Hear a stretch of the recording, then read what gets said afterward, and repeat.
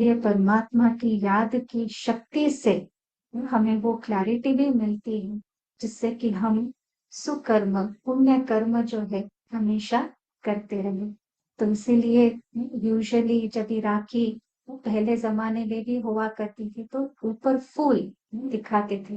तो फूल माना एक तो परमात्मा का द्योतक है और साथ में दिव्य गुणों का भी वो प्रतीक है।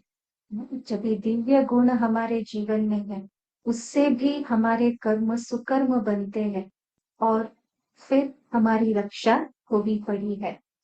तो हम देखते हैं कि कई ऐसे सिचुएशंस आती है, सिर्फ एक्सटर्नली ही नहीं लेकिन इंटरनली भी, आंतरिक रूप से भी हमें शक्ति ताकत और रक्षा की जरूरत पड़ती है, और ये हमारे सुकर्मों के खाते से ही हुआ पड़ा है।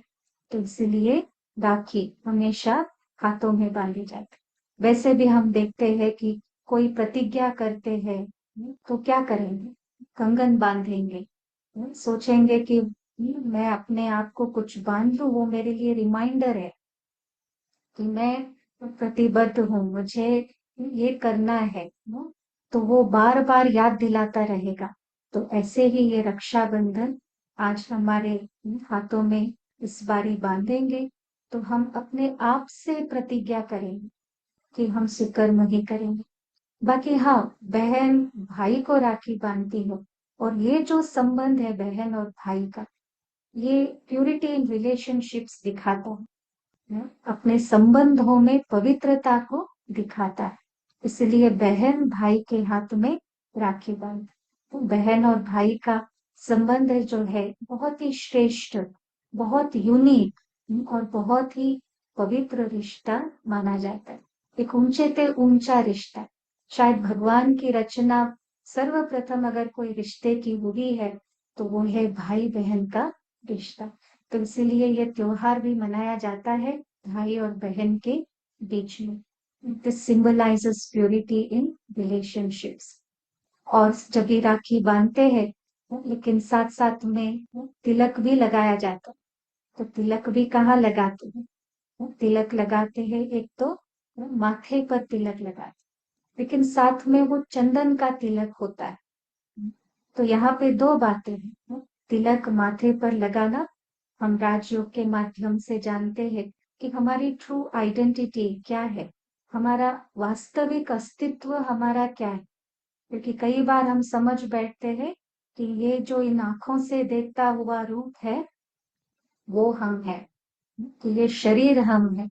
लेकिन राजयोग के माध्यम से हम सभी जानते हैं कि वास्तव में हम सभी इस शरीर को चलाने वाली शक्ति है, और वो है आत्मा। हम सभी आत्माएं हैं जो ज्योतिर्बिंदु रूप में है, और हम सभी आत्माएं विकुटी के बीच में निवास करती। तो इसीलिए तिलक यहाँ पे लगाया जाता है।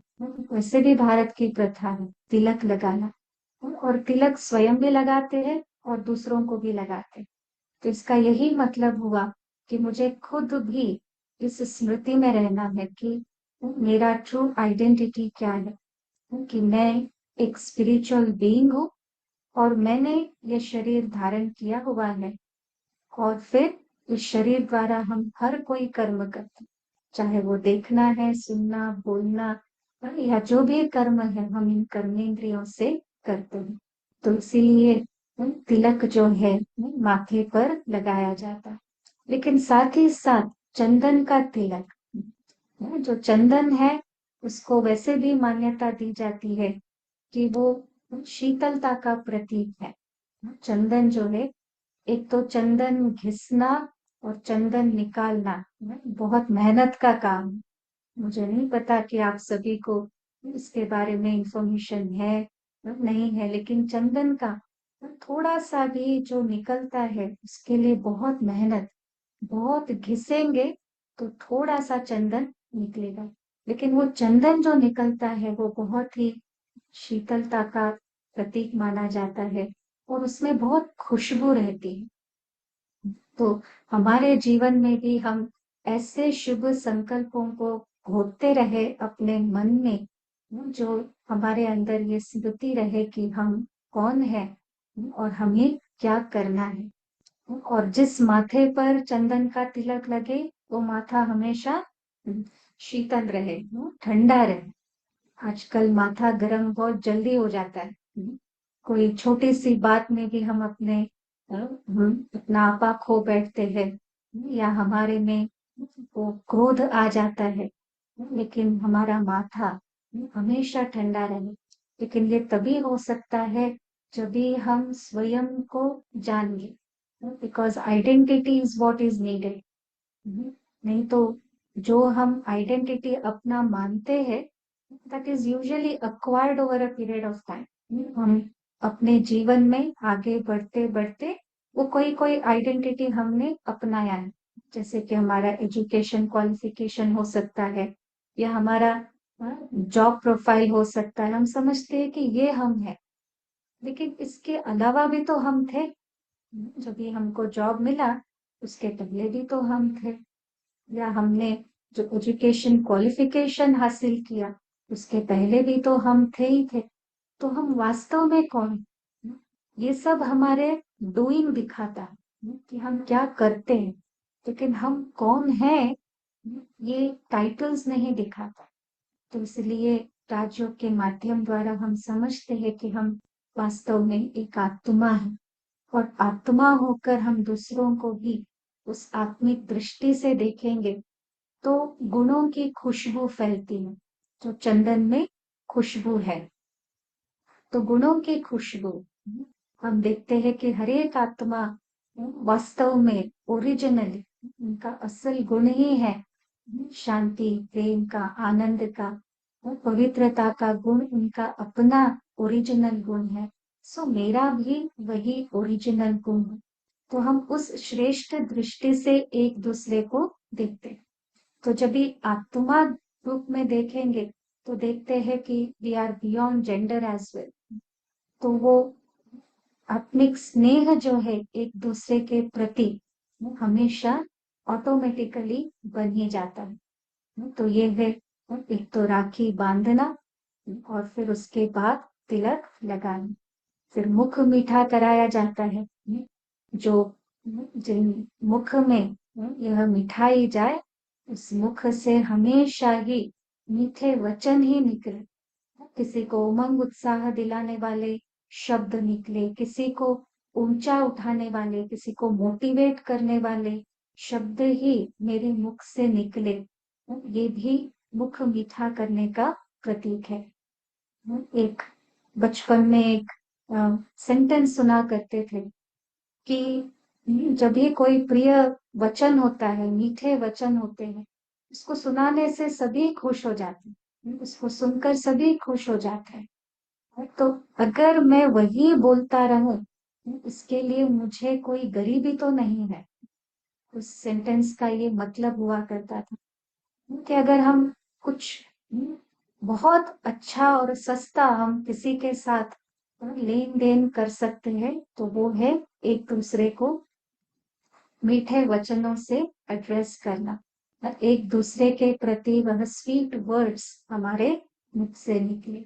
तो इसीलिए मिठाई भी मुख में खिलाया जाता है। तो ऐसा शब्द जो किसी के जीवन में शक्ति दे, ताकत दे, उनको और उमंग उत्साह दिलाए, उनमें कुछ प्रेरणा आ जाए, उनको कुछ समझ में आ जाए, ज्ञान उदय हो जाए, तो ऐसे शब्द हमारे मुख से हमेशा निकलते रहे। इसलिए मिठाई भी उनको खिलाया जाता है। और फिर यूजुअली हम एक फल भी देते हैं, फिर उसके बाद गिफ्ट भी एक्सचेंज करते हैं, है ना। अपने श्रेष्ठ कर्म का फल जो है अपने को हमेशा मिलता रहे। आप जब भी सेंटर पे जाएंगे, राखी बांधाएंगे, तो साथ में एक ब्लेसिंग कार्ड भी मिलेगा। तो ब्लेसिंग कार्ड भी देखा गया है कि हमारे लिए हमेशा एप्ट रहता है। उसमें जो गुड विशेस लिखा रहता है वो अपने जीवन के लिए हमेशा लागू होता है। तो लगता है कि ये जैसे कि मेरे लिए ही है। तो ये भी एक्सचेंज किया जाता है। लेकिन साथ में बहन क्या करेगी जब ये राखी बांधती है, साथ में वो बहुत हक से गिफ्ट भी मांगती है, और भाई भी बहुत प्रेम से वो गिफ्ट देने के लिए तैयार भी होते हैं। लेकिन यहाँ इसका स्पिरिचुअल सिग्निफिकेंस क्या है? हम देखते हैं कि जो रक्षा बंधन यहाँ पे सेंटर्स में बांधा जाता है, ये सिर्फ भाई और बहन के बीच में नहीं है, लेकिन ये रक्षा बंधन जैसे कि आपको निमंत्रण मिल रहा है कि परमात्मा की तरफ से आप यह रक्षा बंधन बंधा, और बदले में हम सभी यह प्रतिज्ञा करें कि हम हमेशा सुकर्म ही करेंगे, अच्छे कर्म ही करेंगे, समाज के कल्याण के लिए ही हम कोई कर्म करेंगे, ये बदले में हम प्रतिज्ञा है। लेकिन हम परमात्मा को बदले में क्या दे सकते? भाई बहन भी बदले में एक दूसरे को क्या गिफ्ट दे, और हम परमात्मा को क्या गिफ्ट दे सकते हैं? तो ये भी सोचने की बात है। तो देखा ये जाता है कि हमारे अंदर कुछ ऐसे हो सकता है कि कोई ट्रेट्स हो, कोई विकार हो, कोई ऐसे कमी कमजोरी हो जिसके कारण हमारे से कभी भूल हो जाता हो, हमारे कर्मों में कभी खोट आ जाता हो। उन सभी चीजों को हमें इस त्योहार के समय जैसे दान में दे देना है, उसको हम गिफ्ट के रूप में दे दें, क्योंकि वापस उसको फिर हम लोग लेंगे नहीं, अपनाएंगे नहीं। तो ऐसे हम उसको दान में दे दें, जब भी हम अपने अंदर से उन कमी कमजोरियों को निकाल देंगे तो हमारे द्वारा फिर सुकर्म होते रहेंगे, इसकी भी गारंटी है। तो एक तो है कि रक्षाबंधन भाई बहन के बीच में एक पर्व मनाया जाता है, लेकिन वास्तव में देखा जाए तो परमात्मा अभी पवित्रता की राखी हम सभी को बांधते हैं। उसके लिए कोई इंस्ट्रूमेंट बनते हैं, और जो इंस्ट्रूमेंट बनते हैं, आप सेंटर में भी जाएंगे, राखी बंधाएंगे तो यही देखा गया है कि उन इंस्ट्रूमेंट्स की भी बहुत योग का बल होगा उनका। तो जब भी आप जाएंगे राखी बंधाएंगे तो उससे भी बहुत हमको शक्ति मिल सकती है, वो अनुभव हम कर सकते हैं। तो इसीलिए ये त्योहार वैसे देखा जाए एक समय में एक अ, विशेष लक्ष्य लेकर ब्राह्मण हर घर में जाकर राखी बांधते थे, लेकिन धीरे धीरे वो एक सोशल फेस्टिवल बनता गया।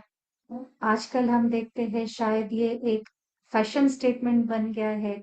हम सोचते हैं कि बहुत अच्छे से अच्छी राखी हम अपने भाई के लिए खरीदे, कभी उसका हम मोल भाव भी कर लेते हैं। तो कहाँ से कहाँ ये फेस्टिवल का सेलिब्रेशन सामने आया है। लेकिन जो भी हमारे कर्म है, जो भी हमारे उत्सव है, वास्तव में उसके पीछे कोई ना कोई आध्यात्मिक रहस्य, स्पिरिचुअल सिग्निफिकेंस छिपा हुआ है। तो जब ये सिग्निफिकेंस समझकर हम उसको मनाएंगे तो उसमें मार्क्स भी जमा है, और साथ में हम देखते हैं कि उससे एक सेटिस्फैक्शन जो मिलता है, इससे जो संतुष्टि जो मिलती है वो बहुत अलग है। उससे जो प्राप्ति की अनुभूति होती है वो ऐसे लगता है कि जैसे कोई एक दिन के लिए वो खुशी सीमित नहीं है। ऐसे नहीं कि मैं रिवाजी एक धागा किसी को मैं बांध दूं और मेरा काम पूरा हो जाए, नहीं। हमको लगेगा कि नहीं, इसके पीछे जो रहस्य है वो मैंने समझा है, तो समझ के कारण हम उसको ऑब्जर्व करते हैं, वो त्योहार मनाते हैं। तो हमने देखा है कि ये सिर्फ कोई एक दिन का त्योहार नहीं, लेकिन हर दिन जैसे कि उत्सव, और उत्सव के कारण फिर उत्साह बना रहता है। तो ये भी हम अनुभव करते हैं। तो ये एक बहुत ही श्रेष्ठ त्योहार, वास्तव में इसका बहुत अच्छा मीनिंग है। और इनफैक्ट ये भी कह सकते हैं कि आजकल की दुनिया में रक्षाबंधन के लिए बहुत महत्व हो, और रक्षाबंधन का की जो आवश्यकता है वो आजकल के समय में बहुत ही जरूरी है। हम लेन देन भी करें तो ऐसे शुभ संकल्पों का लेन देन करें। हम लेन देन करें तो ऐसे हम एक दूसरे को उमंग उत्साह दिलाए, जो उनका जीवन भी बन जाए, उनके जीवन से दुख अशांति मिट जाए। हम हमें याद आता है कि हमारी सीनियर दादी जो थी, वो हमेशा कहा करती थी बहुत प्रेम से कि मुझे कुछ चाहिए। जब भी राखी की बात आती थी, वो कहा करती थी कि मुझे चाहिए कुछ। तो वो बहुत हक से भी मांगती थी, कहती थी कि मुझे 5 खोटे सिक्के दो, आपके पास है? मुझे खोटे सिक्के 5 दे दो और एक आना दो। तो बहुत प्रेम से कहा करती। लेकिन इन शब्दों का राज तो दादी ही जानती। दादी फिर उसको एलैबोरेट करती थी कि खोटे सिक्के है, सिक्के लेकिन खोटे हैं, माना हम यूज नहीं कर सकते, उससे मेरा ही नुकसान है। इसका मतलब होता था कि 5 विकार, काम क्रोध लोभ मोह अहंकार, ये हमारे जीवन में कहीं से तो आ गए हैं। वो कहाँ से आया है? स्वयं की स्मृति बदल गई कि हम आत्मा है, हम समझने लगे हम देव है। तो स्मृति बदलने के कारण ये खोटे सिक्के आ गए। तो दादी बहुत प्रेम से कहा करती थी कि मुझे ये दे दो, और फिर एक आना दे दो। एक आना, दादी कहती थी एक आना, माना एक बार आना। दादी कहा करती थी कि एक बार सेंटर में आना, चाहे दिन में एक बार आना, चलो नहीं हो सकता है हफ्ते में एक बार आना, वो भी नहीं हो सकता है महीने में एक बार आना, लेकिन आना जरूर। तो ये जो हम आपस में मिलते हैं, वो भी जैसे कि एक उत्सव बन जाता है। और हम देखते हैं कि ये जो फर्स्ट रिलेशनशिप है, जो परमात्मा ने रचना की भाई और बहन का, ये हम आपस में मिलके बहुत अच्छे रूप से मना सकते हैं। तो रक्षाबंधन का यह रहस्य है। तो आई एम श्योर कि इसके बाद हम जब भी रक्षाबंधन ऑब्जर्व करें, मनाए, तो ऐसे नहीं कि सिर्फ धागा मैंने बांध लिया, और ऐसे भी नहीं कि मैंने कितने धागे बंधवा लिए, ये भी नहीं देखना है। लेकिन फिर इसके पीछे जो गहरा अर्थ है, तो उसको मैं समझकर हर चीज में निभाऊं, तो इससे बहुत अपने जीवन में प्राप्ति की महसूसता होती रहेगी। तो इसीलिए राखी, साथ में तिलक, साथ में मिठाई और फल, और फिर गिफ्ट का लेन देन। तो ऐसे अगर हम सही अर्थ में इसको मनाएंगे, तो जैसे कि पूरा विश्व ही एक परिवार है हमारे लिए, क्योंकि विश्व तो हमारा घर है, और इस घर में, इस एक ही घर में हम सभी रह रहे हैं। तो एक घर में रहने वाले आपस में एक दूसरे के हो गए। तो जब भी हमारे संबंधों में ऐसी श्रेष्ठता पवित्रता आती है, तो देखा गया है कि पूरे विश्व में इसकी खुशबू फैलेगी। अगर हर कोई अपने को नियम और संयम के धागे में बांध ले, कोई नियम तोड़े नहीं, तो हम एक इमेजिन कर सकते हैं कि पूरा विश्व कैसे बन सकता है। स्वर्ग में दुनिया हम बहुत जल्दी इस दुनिया में ला सकते हैं, अगर रक्षाबंधन का हमारे मन में, हमारे हृदय में इसका सही महत्व है। तो हमारे कर्म श्रेष्ठ करने के लिए डेफिनेटली परमात्मा की याद, परमात्मा की स्मृति चाहिए ही चाहिए। लेकिन साथ में जब भी हम स्वयं को आत्मा समझेंगे, तो हमारे गुण जो है वो नेचुरल हो जाता है। हम किसी को देख के वो गुण दिखाएंगे नहीं या एक्सप्रेस नहीं करेंगे, लेकिन इसलिए एक्सप्रेस करेंगे कि क्यों, क्योंकि वो मेरा निजी गुण है। तो ऐसे नहीं कि फलाना मेरा है, फलाना मेरा नहीं है। जो मेरा है उनके साथ मेरा स्नेहपूर्ण व्यवहार है, और जिनके साथ थोड़ा बहुत अनबन है, तो वहां पर मेरा स्नेहपूर्ण व्यवहार न हो, तो ये भी राखी का महत्व नहीं है।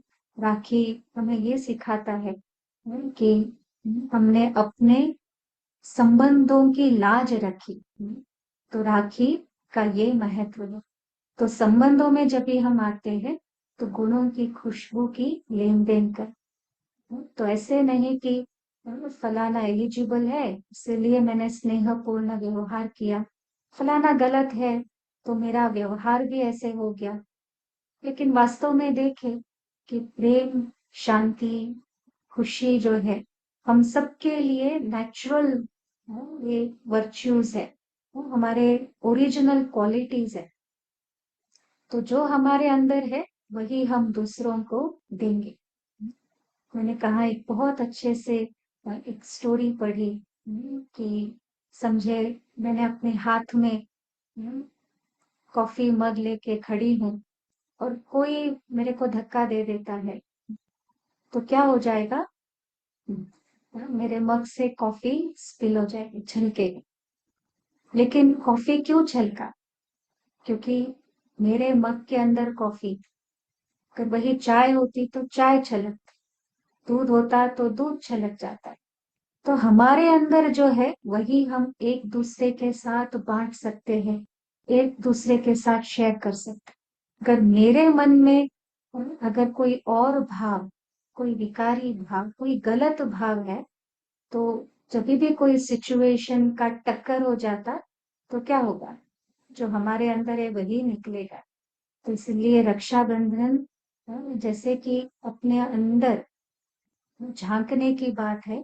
रक्षाबंधन के समय ये हमें मैसेज दे रहा है कि स्वयं को देखो, कमिट तो करेंगे लेकिन कमिटमेंट के पहले स्वयं हम अंतर्मुखी हो, अपने को चेक करेंगे कि मेरे जीवन में मैंने क्या हार्नेस किया है, क्या मैंने पाला है अपने अंदर। तो जब भी हम दूसरों को भी राखी बांधेंगे या खुद भी बंधवाएंगे तभी हम वह गिफ्ट के रूप में शेयर कर सकते हैं। तो वही श्रेष्ठ संबंध कहलाता है, जहां पर हम अपने ओरिजिनल क्वालिटीज को सामने वाले के साथ हम शेयर कर सके, तो बजाय ये देखे कि ये एलिजिबल है कि नहीं है, लेकिन मैं कौन हूँ, क्या हूँ, वो मैं दूसरे को दूं। बाकी ये एक संबंध निभाने का एक तरीका ये राखी हमको सिखाता है। तो इतने सारे क्या कहे कि इसका मीनिंग है, और अगर हम मीनिंग को, रहस्य को समझ कर इसको मनाएंगे तो हमारे जीवन में बहुत बहुत खुशी, लेकिन खुशी के साथ एक शब्द आता है संतुष्टि और प्रसन्नता। संतुष्टता और प्रसन्नता ये दोनों हम अनुभव करते रह सकते हैं। तो आइए हम सभी एक ऐसा त्योहार मनाएं जो हमें संतुष्टि दे, जीवन में प्रसन्नता दे। और ये तभी हो सकता है जब भी हम इसका सही अर्थ समझेंगे। अगर नहीं तो क्या होगा? एक रिवाजी, बस मैंने धागा लाया और फिर उसको मैंने किसी के कलाई पर बांध दी और वही आधे घंटे में उसकी खुशी पूरी हो गई। तो ये इतना सीमित, इतना लिमिटेड वे में मनाने वाला त्योहार नहीं, लेकिन इसका जो इम्पैक्ट है पूरे विश्व में वाइब्रेट हो सकता है जब भी हम इसका ट्रू मीनिंग समझकर मनाएंगे। तो परमात्मा ने यह राखी का यह रहस्य हम सभी को समझाया है। और ये सिर्फ एक त्योहार की बात नहीं है, ऐसे हर एक त्योहार में जो भी मनाया जाता है। हम एक कहानी सुना करते थे बचपन में कि एक ब्राह्मण था और यज्ञ रचा करता था। तो यज्ञ रचते समय बहुत चीजों का वो ध्यान रखता था कि ये भी मुझे करना, ये भी करना। बहुत अच्छी रीति से वो यज्ञ रचा करता था और सफलता पूर्वक होता था। तो साल बीत गए, कई साल बीत गए। एक ऐसा समय भी आया जब ही उस ब्राह्मण ने शरीर छोड़ दिया और अभी बारी आई उसके बेटे की कि वो उसके फादर का जो काम था वो कंटिन्यू करे। तो उसने भी बहुत सोचा कि मेरे पिताजी क्या करते थे, यज्ञ रचते समय। तो वो सोचता था और सब लिस्ट बना के उसने सभी काम किया, सभी चीजें जोड़ी, सभी व्यवस्थित किया। लेकिन उसको एक बात याद आई कि मेरे पिताजी जब भी यज्ञ रचते थे तो एक काली बिल्ली थी, उसको वो बांध देते थे खूंटे से, फिर उसके बाद यज्ञ रचते थे। तो अभी तो पिताजी भी नहीं रहे और वो बिल्ली भी नहीं थी। तो ये बेचारा जाता है, पूरे शहर में ढूंढ के आता है और उस काली बिल्ली को खूंटे से बांधता है, हुक से बांधता है, फिर उसके बाद यज्ञ रचता है। तो कहानी का भाव ये है कि वास्तव में वो ब्राह्मण, उनके पिताजी वो बेटे से बांधते थे बिल्ली को, क्योंकि उनके घर में वो बिल्ली थी और यज्ञ जो है वो बीच में डिस्टर्ब ना करे, तो वो बूटे से बांधा करता। लेकिन अगर मैंने रहस्य नहीं समझा तो हमारी भी हालत इस ब्राह्मण के बेटे की तरह हो जाएगी, जिसने सभी कुछ किया तो सही, लेकिन उसका अर्थ उसने समझा नहीं। तो सिर्फ रिचुअल मतलब कर्म कांड हो जाएगा, लेकिन उससे जो प्राप्ति मिलनी चाहिए वो हमें मिलेगी। और ये रहस्य क्योंकि हम लोग जानते नहीं है, तो हम लोग देख रहे हैं कि जो नेक्स्ट जनरेशन्स है उनको इन उत्सवों में इतना इंटरेस्ट नहीं है, क्योंकि उसका अर्थ समझते नहीं है। लेकिन जब ये समझ कर करेंगे तो उससे प्राप्ति भी बहुत अच्छी हो सकती है। तो ये है रक्षाबंधन का मनाने का सही अर्थ। और हम सभी, आप सभी के लिए कामना करते हैं कि आप इसको ऐसे मनाएं जो अपने जीवन में यादगार हो जाए। And we also start feeling कि हम इस विश्व के लिए कुछ कंट्रीब्यूट कर रहे हैं, कि मैंने कुछ ऐसी प्रतिज्ञा की आज। वो कुछ भी हो सकता है, मेरे अंदर कोई ऐसा हैबिट है जिसको मैंने हमेशा छोड़ना चाहा, लेकिन नहीं हो पा रहा था। लेकिन इस बारी जब ही राखी बंधाएंगे तो ऐसी कोई आदत हो, हैबिट हो जो मुझे भी पसंद नहीं, मेरे परिवार वालों को पसंद नहीं है, अच्छा नहीं लगता, तो ऐसे हैबिट को त्यागना। तो इसीलिए हमको ये उत्सव हमें प्रेरणा दे कि ऐसी प्रतिज्ञा हम ले सके। लेकिन प्रतिज्ञा ले भी लेंगे और उसके बाद उसको निभाना भी है। प्रतिज्ञा करके फिर उस प्रतिज्ञा को निभाना है, उसके लिए फिर स्वयं को क्या करना पड़ेगा? अपने अंदर झांक कर, उसका महत्व समझ कर, उसका जो दूसरे के लिए भी लाभ है उसको जब समझेंगे, और फिर परमात्मा की याद का बल, तो ये सभी मिलकर हम वह प्रतिज्ञा को निभा सकते हैं। तो तभी हमको महसूस होगा कि we are of productivity to the world as well. और दूसरी बात ये भी है कि जो भी हम कर्म करते हैं, कहाँ ना कहाँ कोई उसको फॉलो करने वाला या उससे प्रेरणा लेने वाला जरूर होगा। हम कभी कभी समझते हैं मैंने ही तो किया, सिर्फ मैं मुझे ही इसका फल मिलेगा। लेकिन देखा ये गया है कि कर्म जो भी हम करते हैं, कोई एक व्यक्ति जरूर होगा जो इसको देखता रहेगा, उसको फॉलो करना चाहेगा। वो चाहेगा कि ये जैसे कि मैं फॉलो करूं, ये मेरे लिए रोल मॉडल है, तो वो इंस्पिरेशन जरूर लेंगे। तो इसीलिए इन हाथों पर राखी बांधकर हम हमेशा श्रेष्ठ कर्म ही करते रहे और अपनी रक्षा हम सुनिश्चित करें। जब ये स्वयं रक्षित रहेंगे तो हम वो रक्षा दूसरों को भी दे सकते हैं। होने को तो जीवन में बहुत सारी घटनाएं हो जाती है, लेकिन अंदर से वो जो सेफ्टी का अनुभव है वो तभी ही हो सकेगा।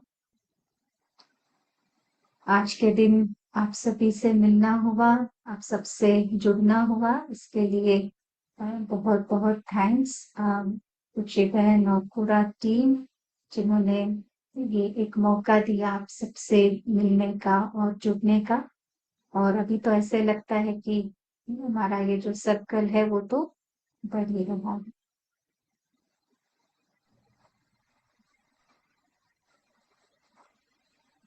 Thank you so much Jyotika बहन, आपने बहुत सुंदर बातें सुनाई हम सभी को।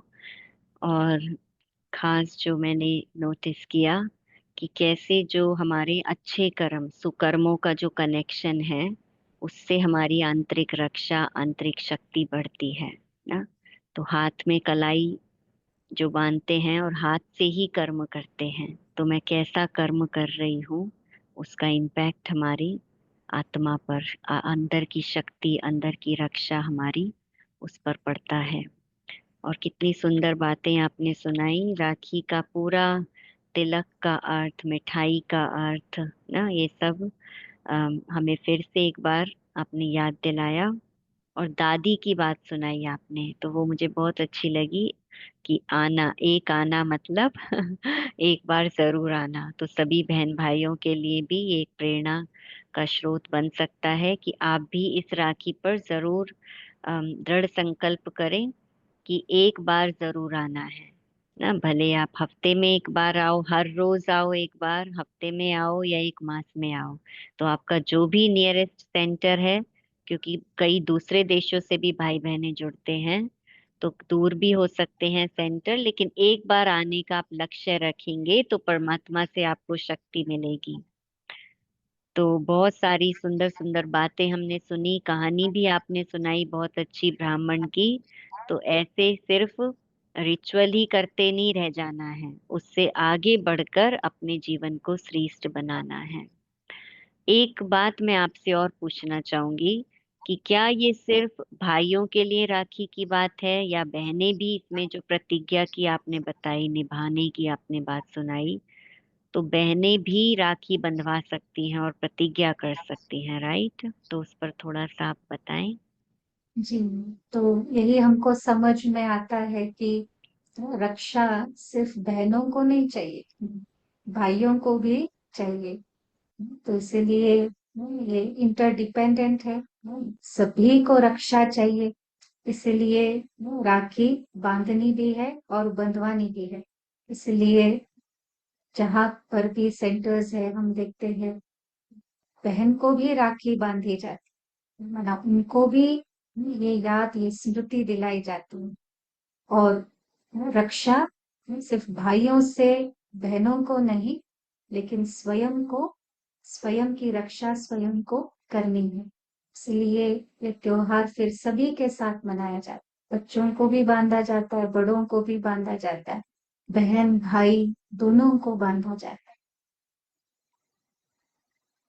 जी, थैंक यू। तो आपने हमें बहुत सारे प्रैक्टिकल टिप्स भी बताए कि इस राखी पर हमें क्या करना है।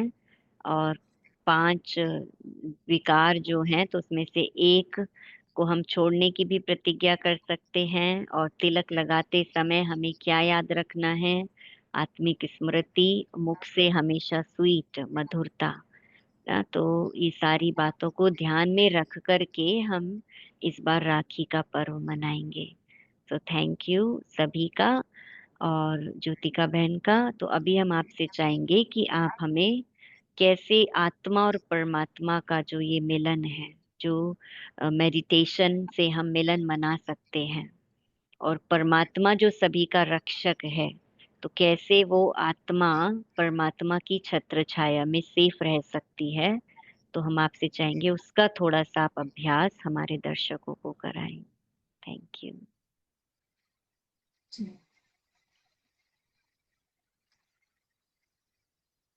हम सभी रिलैक्स होकर बैठेंगे, लेकिन साथ में अलर्ट भी रहेंगे। और कोशिश करें कि जो शब्द अभी आप सुन रहे हैं उसको आप अपनी भावना, अपना अनुभव और अपना संकल्प बनाएं।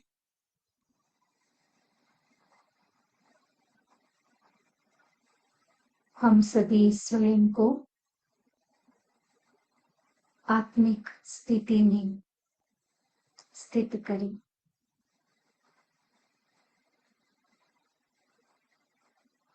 मैं एक आत्मा हूँ।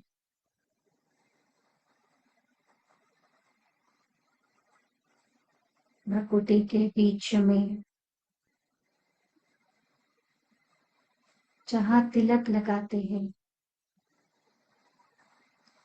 वह स्थान मुझ आत्मा का है।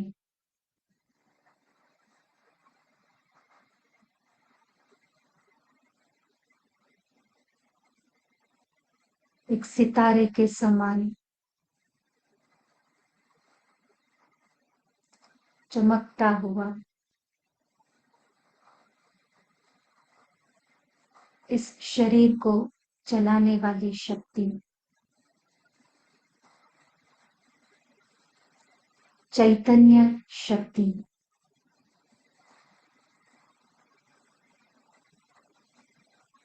कॉन्शियस पावर में आत्मा,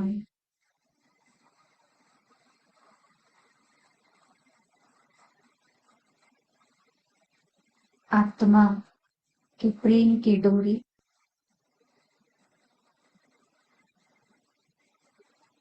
परमात्मा के साथ सदैव बंधा हुआ है।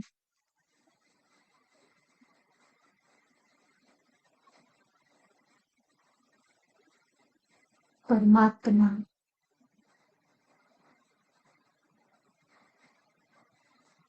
की स्नेह शक्तियों की किरणें सूर्य के समान हमेशा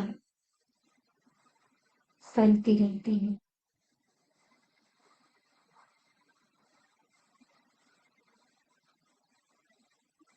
परमात्मा की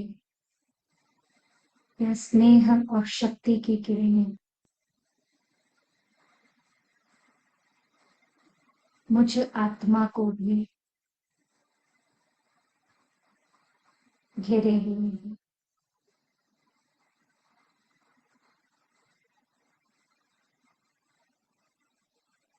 वो स्नेह और शक्ति की किरणें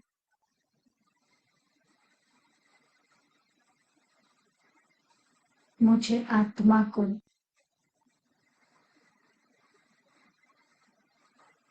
शक्तिशाली बना रही है।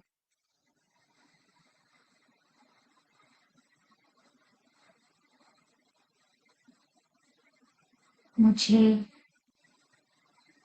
सुरक्षा का अनुभव करा रही है।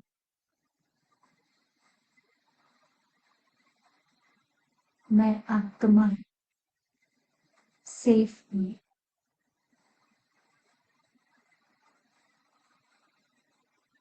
परमात्मा की किरणें छत्र छाया के रूप में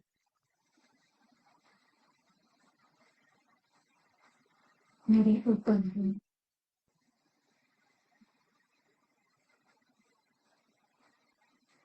यह किरणों की अनुभूति उठते बैठते चलते फिरते हर कर्म करते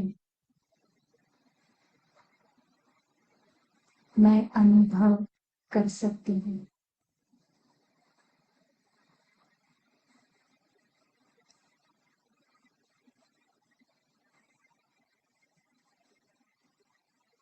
मेरे अंदर की स्मृति और अनुभूति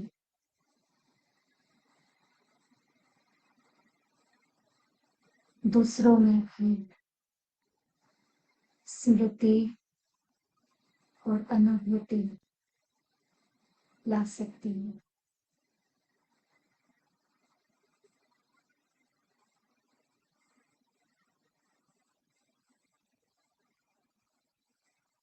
मैं आत्मा सेफ हूँ।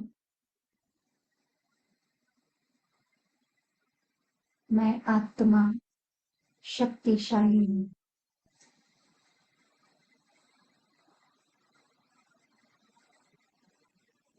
मुझ आत्मा का सबसे स्नेह भरा व्यवहार है। यही मेरी शक्ति है।